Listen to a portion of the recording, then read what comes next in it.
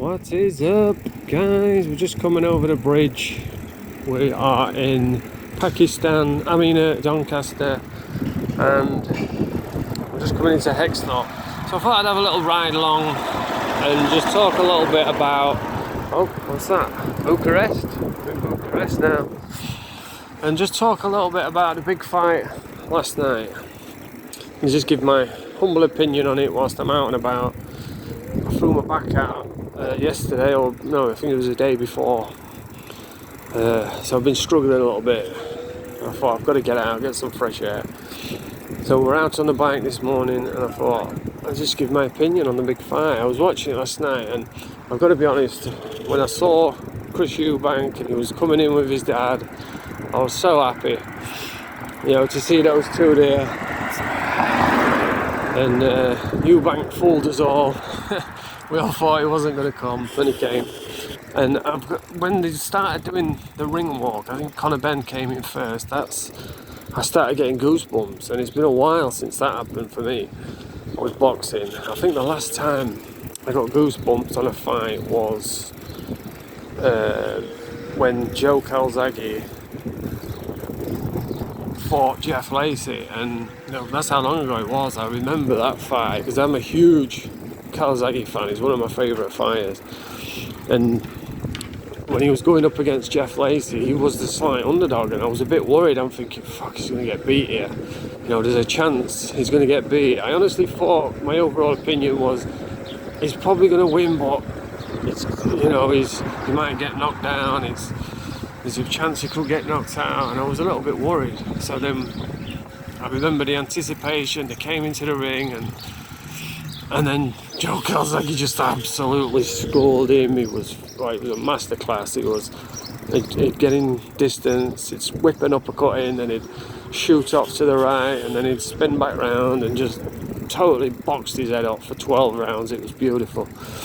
And I got that kind of feeling last night when they was walking to the ring, and then the first bell went.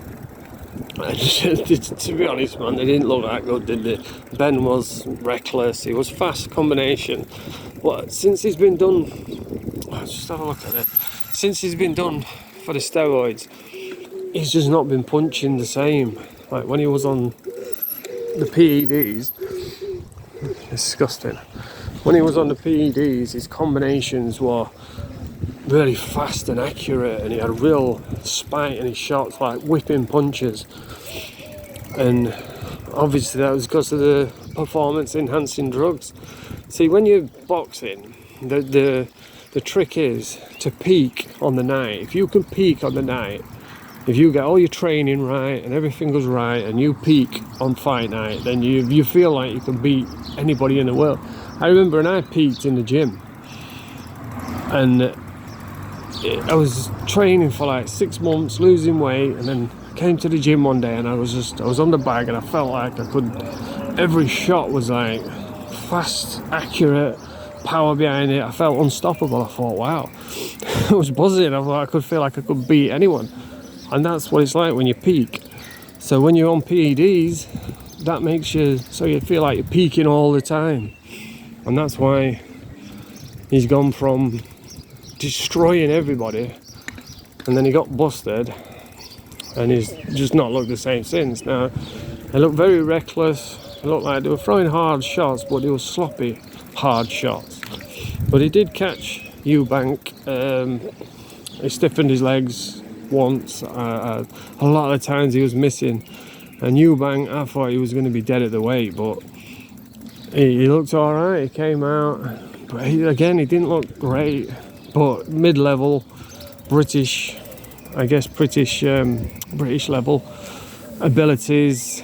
And I thought at the beginning, my God, Ben looks terrible here. But he got into it, and Eubank just beat him on the jab. And I think every exchange, it was like just landing the cleaner, head-snapping shots. They weren't big shots, what Eubank was catching him with, but they were snapping his head back. And every exchange, he kind of like came out on top at the end. He was he finished stronger. I think the early rounds, Conor Benn probably took a few of the early rounds, but then he's a nutter. Some of the early rounds, but then Eubank took over and finished stronger, and he lost his way a little bit, but then he got his second win. But I tell you what, both guys, absolute hearts of lions, man. You see all these people on YouTube who would give the right arm just to have one tiny little cup of that courage, what it takes to come through a 12-round fight like that when they were both absolutely exhausted. You could see Eubank could barely stand up. He did go to the hospital after with a suspected broken jaw, but tough fight, especially when you're making weight like that. I don't know how he did it, but he did, and for my money, the right man won. He just seemed to be getting the better of the exchanges. He finished all the exchanges on top. Obviously Ben was trying the whole way through. He came back into it, and then he was absolutely exhausted, so it was a great fight, back and forth. Just possibly one of the fights of the year, not in ability, but just sheer who wanted it more. And that's what it came down to, who wanted it more. And I just feel like Eubank just wanted it that little bit more. So as usual with all the British public, whenever there's a close fight, people start screaming robbery, but no, Eubank won that by 4 rounds. Maybe not, although I could probably make a case for that, because he was just the more accurate fighter. He was always popping a jab, but he did look knackered halfway through. But then he got his second win, finished strong, and yeah, the right man won.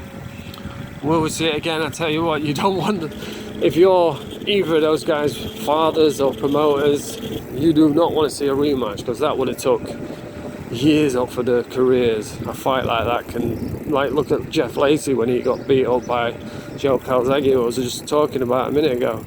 He was never the same after that.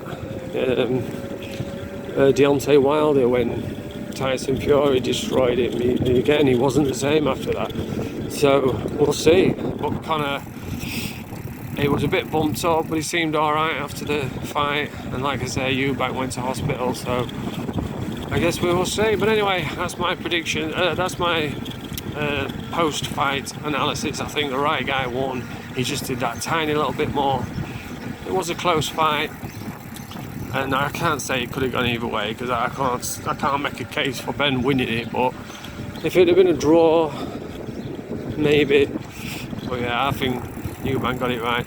And you know, Ben's a drug cheat, so I guess it's karma. I guess the moons came together and the stars aligned, and Ben got his comeuppance for trying to use steroids. And yeah, I know he's saying that he's not guilty, but what is the point in having VADA testing if when a positive comes up, everyone says, oh no, don't count, you know, it's not right.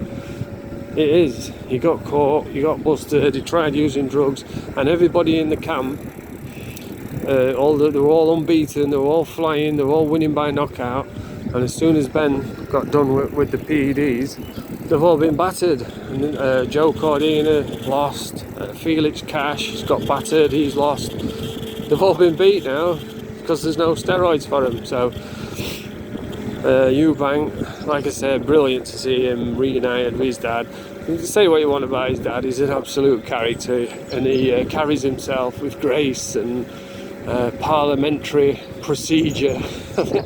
This is what he says, and he's an interesting guy. I like listening to him. He does go a bit wappy every now and again. I saw him after the fight, and he was marching around, shouting dreadlocks for some reason. But he's an interesting guy, and yeah, I think the right guy won. Bonjour.